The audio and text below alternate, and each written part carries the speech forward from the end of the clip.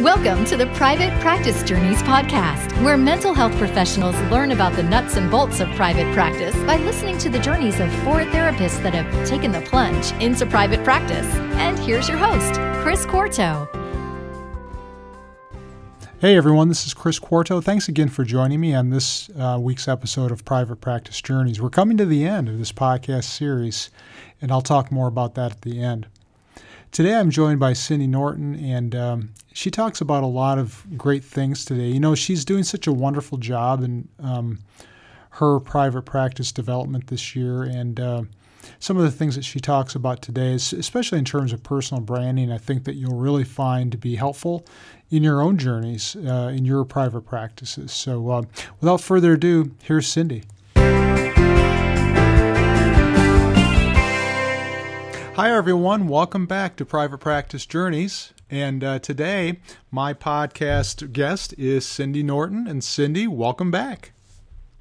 Thank you. Well, we were just kind of talking just a second ago how it seems as though we just talked to one another, but really we haven't. It's been a month, but I think part of that is because we had that big break this summer where we didn't do any podcasts. So, but it's nice to be able to talk to you guys again on a month-to-month basis. Yes, I'm glad to be back in it. Well, listen, I've got some things I want to talk to you about today, and these are the first one I think is a real important type of issue. It's about learning about systems, and I'm not sure that when people go into private practice, I guess I should just talk about myself. When I first went into private practice, I really didn't give much thought to this whole concept of systems and, you know, what is it that you have to put into place to run your business? How do you make sure that your business runs efficiently and everything's getting done that you need to get done? And, you know, I think that these are important things, but it's not the first thing that therapists usually think about. So I wanted to pick your brain a little bit today, Cindy, just maybe some important lessons that you've learned along the way about setting up systems for your own practice. Yeah, there's 2 things I want to touch on. The first one is just like getting a practice management software. Okay. That has really helped me so much. And there's a lot of different options out there. I decided to go with Simple Practice, which I love. And it can be, a lot of times people, before they have clients, they can't really justify the cost, but it was something I wanted to start out with. So I wouldn't have to, you know, have half of my records in one spot and half of them in Simple Practice and have to transfer over. And it's worked out really well, just kind of having that from the beginning. So it took a little while, you know, just to get familiar with it and upload all of my documents and get everything set up in there, my intake questionnaires and everything the way that I wanted them to look. Mm-hmm. And but it's been really great. There's a lot of awesome features. I've really loved the online scheduling. I don't do that for my clients right now, but I do it for people to schedule, you know, just their initial phone consultations. Mm-hmm. to see if they would be a good fit, and that's worked really well. It has appointment reminders, which cut down on no-shows, and I love that it's integrated with Stripe for the credit card processing. It makes it so easy. So really, after a session, I just click a button and I'm paid. So it's very nice, and I love the way it works. Well, let me ask you something about that. Why did you feel it was necessary to go the electronic health record system route? Because I think that there are therapists who are out there who haven't done that yet, and who are probably in a situation. It's really fine just to do paper notes. Like, I have nothing against that, and I think if it wasn't for maybe some of the features, like with the online scheduling and appointment reminders, which are going to be, I think, beneficial in the long run, I think it all relates to just, you know, getting your clients in the door, making sure it's a smooth process, making sure you're getting paid. So with the integration with the credit card system, I think it just makes everything a little bit smoother, and it saves some time. Mm-hmm. Yeah, and I think that the other thing too is what you had originally said is just about the cost of this, that I think that that's something that therapists kind of struggle with. Do you feel as though this has really been worth it? Because I know that there's a monthly cost to these electronic health record systems. Do you really feel like it's been worth, that it justifies the cost, I guess? Yes, I definitely think so. Yeah, because just being able to have, whether the clients pay cash or pay with credit card, I require them to have a credit card on file just to even begin. And, if they pay with cash, that's great. But if they, if there's a no-show and I have to enforce that fee, then I charge their card. So it almost ensures that you're never going to have a balance owed from clients.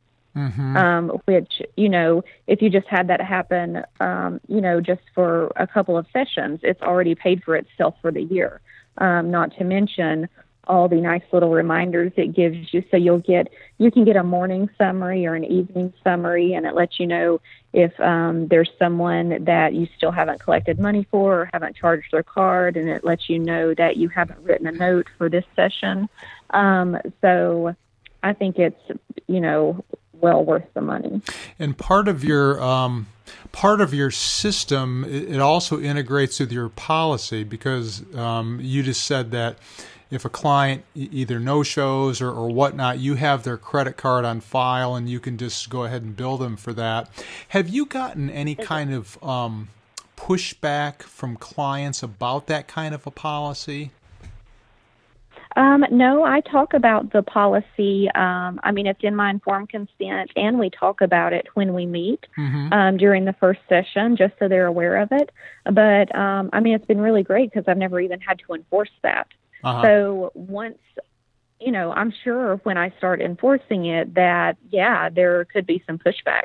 But just because that's in my informed consent and we've had an in-person discussion about it. Right. And everybody handles that differently.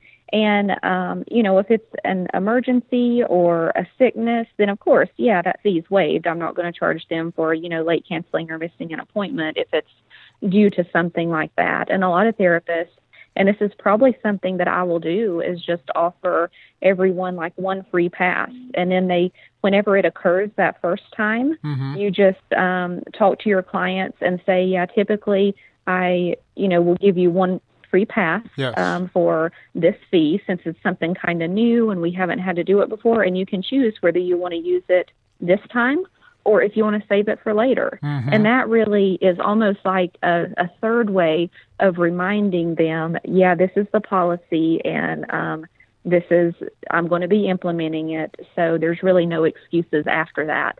And I think that also is good for the therapeutic relationship, you know, because it can be a shock to some clients if it's just in your policy and you never discuss it, and then they get that charge, and that's really, I think that's when you can get a lot of pushback. Yeah, that's important, I think, to discuss those types of things. And I was just kind of thinking, it sounds like a get-out-of-jail-free card, basically, is what you're offering them with that kind of a thing. That makes sense. I was thinking about it, too, just from my own standpoint. Every once in a while, I'll have situations, typically with insurance, where I'll verify insurance ahead of time, and the insurance rep will tell me that the client does not have a deductible. And then when I get the explanation of benefits, I find out they indeed did have a deductible. And it's hard to get the insurance company to pay. And of course, the client is ultimately responsible for paying the fee, but it's hard to do that at times. And I think that having this kind of a policy in place, the credit card in place, and letting the client know of that policy, and this is what happens, I think that that's a great idea. It's really more insurance for you and to protect you in the long run in your business. So that I like that policy. Well, because if you even just have like one or two clients that owe you for a session, and you don't get that money, then that's that can be a big loss, and that money could have paid for this system, for your full year. So exactly. Yeah. Well, is there any kind of recommendation along these lines for therapists who are considering going into private practice? I mean, I know that the electronic health record system is an important thing. Are there any just recommendations other than that you would have for them? People who just want to go, who are just kind of considering going into private practice. Anything else just kind of along this notion of learning about systems that you might recommend to them? Oh yeah, I absolutely love the book Profit First. All right. I read it a little bit before the summer, and it's been amazing. Because even though I have a background in business management, I've taken a lot of accounting classes and felt pretty good about the business side of opening up my private practice. I was still, when you start getting paid for these sessions and the money is coming in, I mean, I knew that I had to put back some money for taxes, of course. Uh-huh. But then with the rest of the money, I'm just kind of like, what do I do with it? Do I pay myself? Do I pay it on, all of my startup costs, and then not have any left over for myself, and just how to even figure that out? So the book Profit First has been amazing. I say I listened to it because I downloaded the audiobook read by the author, Mike Michalowicz, and it is really awesome. I listened to it, I think, early in the summer. And after I listened to it, I went ahead and started implementing the system, and it's helped me so much to manage my money and to decide what I can and can't afford in my practice. And it really keeps your business in check so you can set yourself up to be profitable. That's nice because, none of us, well, I think you might be the exception, Cindy. I was just going to say none of us have had any business classes, at least in graduate school. You've got the business background, so you would know a little bit more about that. But learning what to do with money and how to account for that, and it's nice to know that there's some sort of a system out there that's outlined in this book.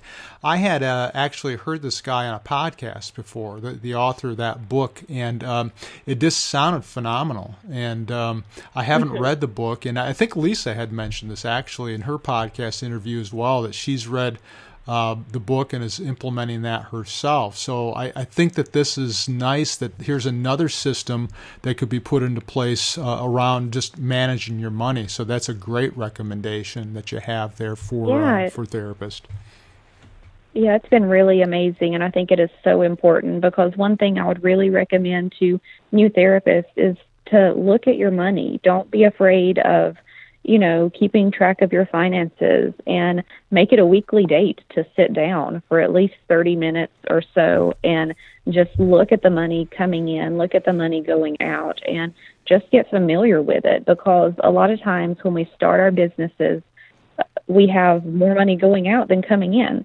And it can be easy to not want to look at it because you know that you're not profitable. You know that you have more expenses than income, and a lot of people push it aside, and that's when you can get into trouble. Right. So I think just becoming friends with your finances and with your money, and just have that weekly date to sit down and just get familiar with where the money is in your business. And somebody might be, a journey follower might be listening to this and think, okay, that's nice that you say that, Cindy. I just don't have the time to do that. But I think even that issue, how do you incorporate time into your system as well? I mean, all of these things you have to think about and prioritize. And boy, there's so much to learn about operating a practice, isn't there? Yes. Yeah. With me, because everybody's different and everybody has different priorities. But for me, looking at my finances and my money is one of my very top priorities. So I will always make time for that, because if I'm not looking at it, it could mean the success or failure of your business. So I think that right there should be, make that a top priority. So the way I schedule it in is I just every Friday morning I have set aside at least an hour where I don't schedule anything. And that's when I look at my credit card statements and I put everything, over into a spreadsheet, and I just, and then I look at all my income and put it in the spreadsheet. And just so I can see my income versus my expenses. And it's just, it's easier to keep track of versus if you just do it once a month, then you're trying to track down all of these receipts and figure out it just makes it's just simpler for me to do it that way. Less overwhelming, it sounds like, really. Yes. And I'm curious just how you do this, Cindy. Do you actually put this in your calendar for on Fridays for this is what I'm going to do at this time? Yep, it's marked off every Friday morning. Yeah. So you're very intentional about this. Yes. Yeah. Okay. Very good.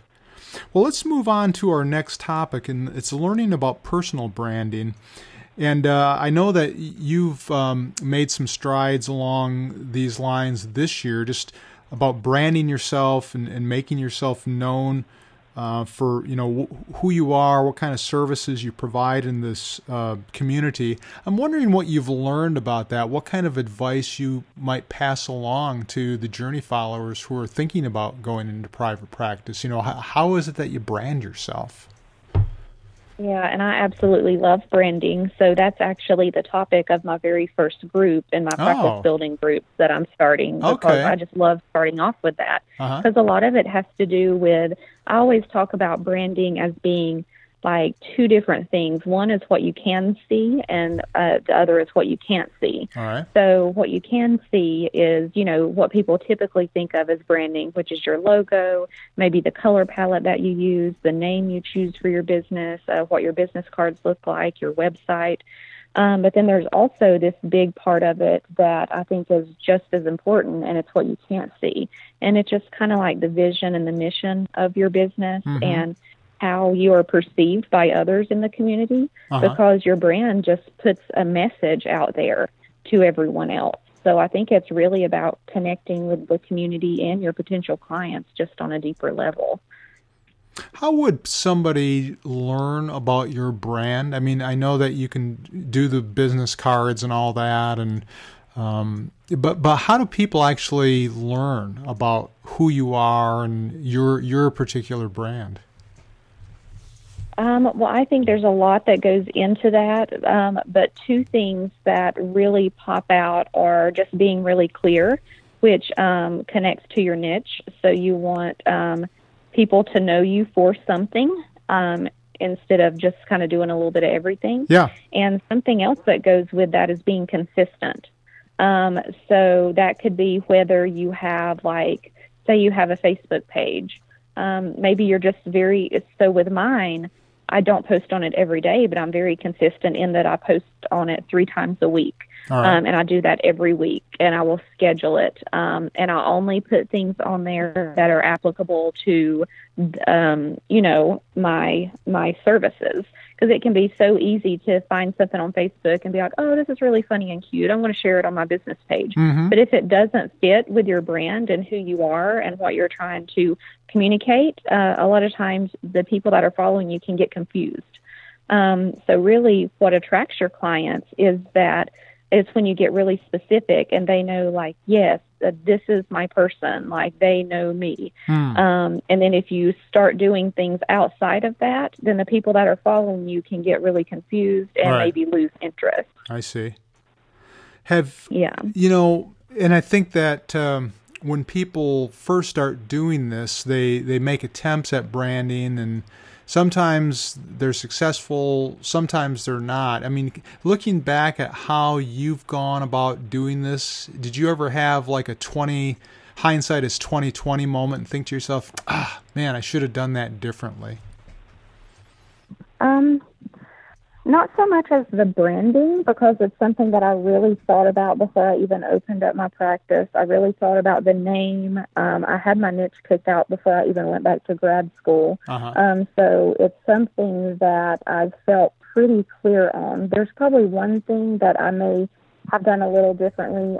So when I first started out, for the first year I had my website up. It was before I was licensed, but I just started the relationship blog. And so I was pretty consistent about posting in there, and I had written up a lot of blog posts beforehand, And I'm like, oh, I want to post every week or maybe even 2 times a week. And I was just really excited about it and getting that content out there. And then as I started getting busier and busier, I wasn't able to keep up that momentum. But I do think that, so maybe just looking back, I would have saved the blogs and maybe just done one every other week or once a month, just so I could have that content consistently coming out. Because for the past almost year, I've only posted a couple of blog posts, and those have been guest posts. So that's something that I need to just pick back up on and be more consistent, because I think that consistency is important. But I'm also okay with it because there's quite a big collection of blog posts already on there. So at least it's not like empty. There's plenty of content on there for people to read through. Yeah. Exactly. And I think that some of that is just comes learning by experience, right? That sometimes you don't know ahead of time how things are going to work out, and then other things come up and other things take higher priority.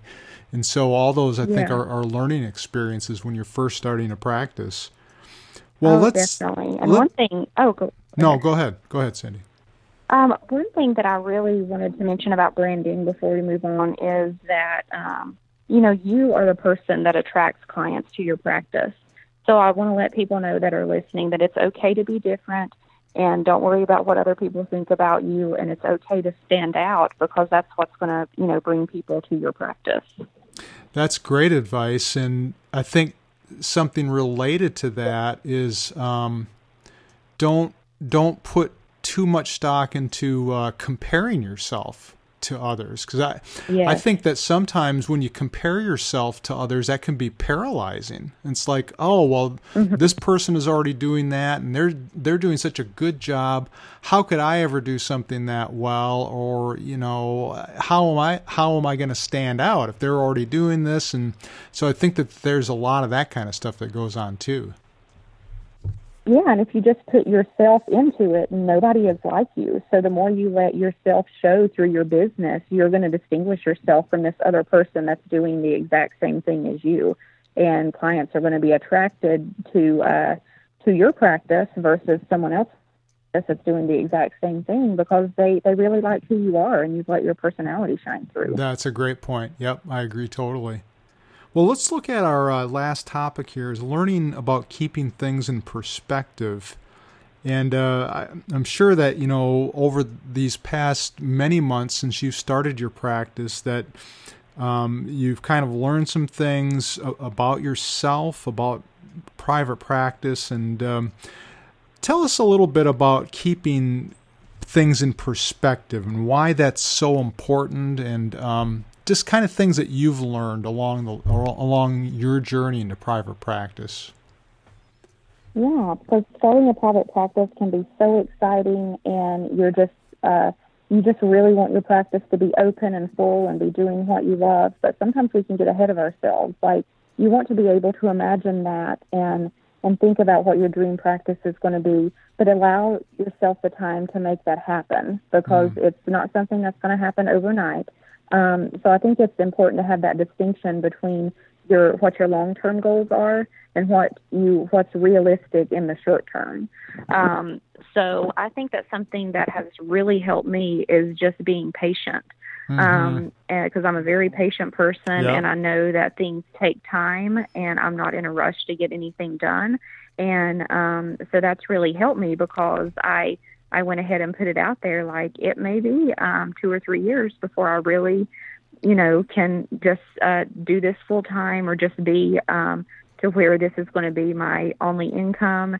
And of course, as I mentioned before, I'm pretty much risk averse, so I'm not big on taking risks. Right. So I just and I'm really happy with the way I've approached opening my practice. So I just, opened it up on one day on the weekend, and then, dropped down in my full-time job to just a couple days a week, and then, adding on days at my practice. So just taking those small steps. And I know that for a lot of people who have more so taken the plunge, they've been successful as well. You just have to do what's best for you. But just knowing that if you take the plunge, then you may have a little bit more anxiety, because you're more, you really need that income coming in because you don't have anything to supplement it with. So there's really no right or wrong way to do it, but what's been helpful for me is just going at it at that slow and steady pace, and just having that long-term goal in mind, but not expecting, to be full within 2 months of opening. So it's just, I think it's really important to have that type of perspective. Yeah, it's sort of like, comparing to the stock market, you're kind of the low risk stock picker as opposed to somebody else who is going to go something very high risk, potentially high reward, but it could go the other way too. So I that's kind of the analogy. And I was kind of thinking too, as you were talking about this, the exact same term came to my mind as patience, because I'm not sure if I mentioned this with you or one of the other therapists in a previous episode, but when I first went into private practice, the people that I wanted to practice with said, Chris, what's going to happen is your first year, you're not really going to make much money. And you might even lose money. In the second year, you'll probably break even. And the third year is when you'll really start bringing in a lot of money on a consistent basis. And it actually worked out pretty much the way that they said it would. And it does take patience. And it's very hard if you're an impatient person and you're wanting things to happen, just like that. And it's not going to happen in the majority of cases for people who are going into private practice. Yeah, because for the past few years, all I have wanted is just to be in private practice and that be it. And I'm still not there yet. It doesn't mean that I don't want it, but it's just I'm being careful in the way that I'm approaching it so I can, make sure that it's successful and something that's sustainable that I can continue doing throughout my career. And also, you're not only doing the private practice, but you're also doing the consulting as well. So as we had said in the other episode, last month's episode, you're diversifying. So you're kind of going about this a little bit differently, and in a way that meets your personal goals for what you wanted for yourself. Yeah, but I think it's really important for people. I like that you mentioned the advice that you were given as far as what the expectations are for maybe breaking even and then making a profit in your business, because really the first year it can be really stressful because you are, and I think that's why it's so important to look back at your money so you know what's going on. Because now that I've been doing my spreadsheets and calculating everything every month, I noticed that September was the first month that I had more income than expenses in my business. So that was just really something awesome to celebrate. That doesn't mean that I'm out of debt or that all my business startup costs are gone or anything like that, but I made more money than I spent in September. So that's kind of like the turning point. So it was, like 9 months in before that happened. And so I can probably, what I'm estimating by the end of this year, I'm not sure, I may have a total of more expenses than income, but it's going to be really close. So it's possible that I might break even, but and that's, pretty normal for your first year. And then maybe next year I might, have a little more income than expenses at the end of the year. So it's just a slow growth process, but hopefully each year is going to get a little better. And it's neat that you're using Excel, just, a basic, spreadsheet to look at, your profit and losses, your expenses and all this kind of stuff. And you're seeing this in black and white, how it's actually working out. And I think that that the next step, and you're probably doing this already, is to use that information to inform decisions about how I want to spend my money, strategically, or however you want to spend the money, but using that information that you have to help you make better financial decisions for your practice. Yeah, and just using the Profit First system, I have already made a decision where, so every year I try to go to the marriage and family therapy conferences, and So the national conference was in Atlanta, which is really close. So that's like, wow, that's a place that I could drive through when it's the national conference. But it looked like in my money, based on the system, I'm not going to have enough money in my operating expenses to go to that conference this year. So I just made the decision not to go because my business couldn't afford it. So that's just one little example of, and it's not something that I had to go to for the CEUs. It was really just something that I thought would be fun because I love going to conferences and learning new things. But really, my business couldn't afford it this year, so maybe next year. So it's already helping me make some of those business decisions. Wow, that's great. Well, I'm going to make sure and put that book in the show notes because I think it's a worthwhile book for the therapist, journey followers to read, just to kind of get a sense of some of those money issues. And Cindy, if anybody wants to get a hold of you or learn about your practice, how can they do that? Let's see. It's AVL Couples Therapy, and I'm on Facebook under there, or you can go to avlcouplestherapy.com, and it has my contact information. And as far as my consulting business, it's mountainpracticejourneys.com. And on that page, I have a product section where I link to all the helpful products and services that I use in my private practice that people might be interested in. So I've got some affiliate links on there. One's for Simple Practice, where you can get a free 30-day trial plus a $50 statement credit if you decide to join. There's a link to the Profit First book on there. There's information about Psychology Today and Moo, where I get my business cards. So there's just a lot of things that I've shared on there that's kind of helped me as far as products and services. Great. And your consulting business is actually for people who are thinking about going into private practice. Is that correct? Yes. Yeah, it can be graduate students that are just thinking about opening a practice, or therapists that are just, doing agency work but haven't opened up their private practice yet, or therapists that are already in private practice but need a little boost, as far as working on the business side of their practice. Yeah. Well, great. That's great. I'm so tickled that you're starting that aspect of your practice. I think a lot of people are going to benefit from that.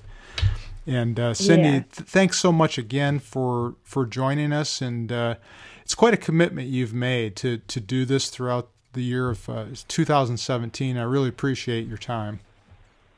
Oh, you're welcome. I've enjoyed doing it. Okay. Well, until next month, have a great rest of the day. Okay. You too. Okay.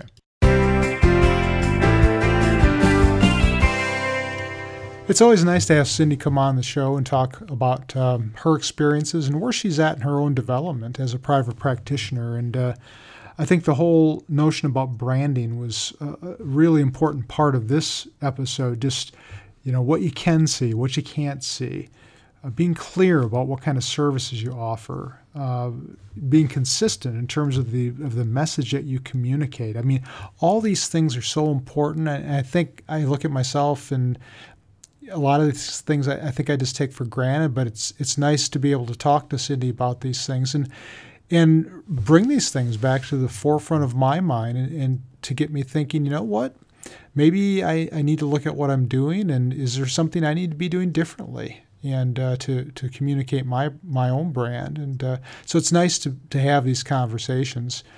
And this was actually the last individual conversation I'm having with Cindy this year, because our podcast series is coming to an end. We're going to have one last episode with the 4 therapists in December. They've never had a chance to talk to one another. It's been a real cool thing where I've had a chance to talk to them individually, but they don't really know one another other than what they listen to one another talk about on the podcast episodes. So it's going to be a really cool thing to have a special final Private Practice Journeys podcast episode where all 5 of us are on at the same time. So look for that in December. Between now and then, I might do a solo episode. I also might have a couple of guests come on to do some guest appearances. But I'll let you know about that final episode so you can tune in. I think it's going to be a really special thing. So If you want to get the show notes for today's episode, especially the link for that book that Cindy was talking about, Profit First, go to my website, chrisquarto.com, and just click on podcasts, and then click on the Private Practice Journeys podcast link, and you'll be able to find today's episode and that link for Profit First, and the links for Cindy's website as well, and as well as her new venture, Mountain Practice Journeys. So until next time, have a great rest of the week.